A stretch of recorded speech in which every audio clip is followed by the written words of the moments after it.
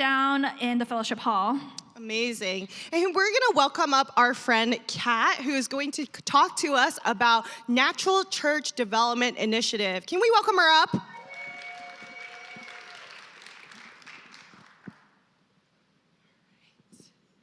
All right, good morning, church. All right, yes, so my name's Catherine, and for those of you just who don't know me, I serve on the worship team, and I also am serving with the Natural Church Development team. So, evangelism.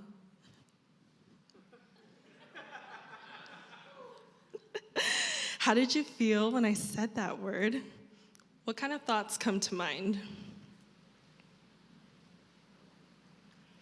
So the word evangelism can be very intimidating, and it can feel like it's a calling for somebody else. Have you ever had those conversations?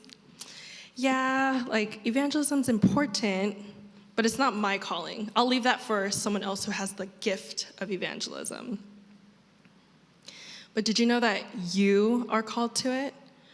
All of us in this room are called to share the gift of Christ with those around us. And this year, we really want to reframe that word evangelism.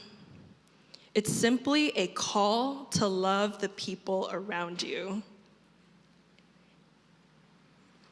Now, you've been placed in your specific workplace, in your specific family, in your specific neighborhood, and even school.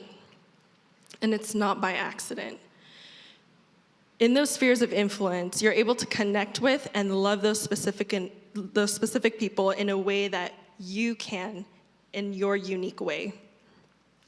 And it might take you stepping out of your comfort zone or being intentional in conversation and inviting someone to go out for lunch. If people can walk away from you having better known the tangible love of Christ, then you are already doing the work. And it's as simple as that.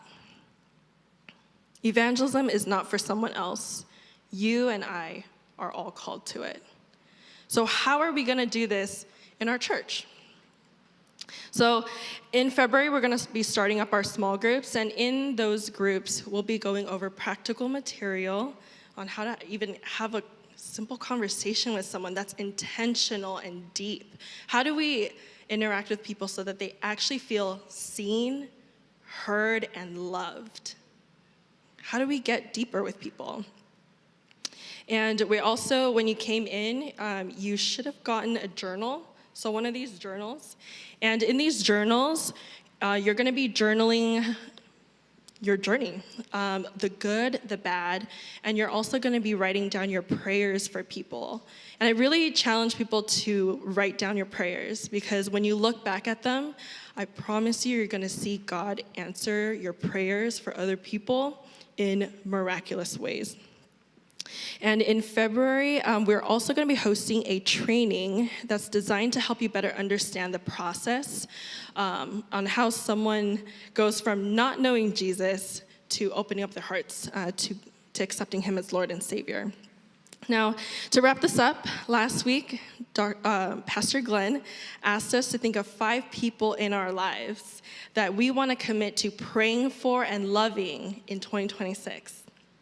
Now, this group of people, we're going to call them our Ohana.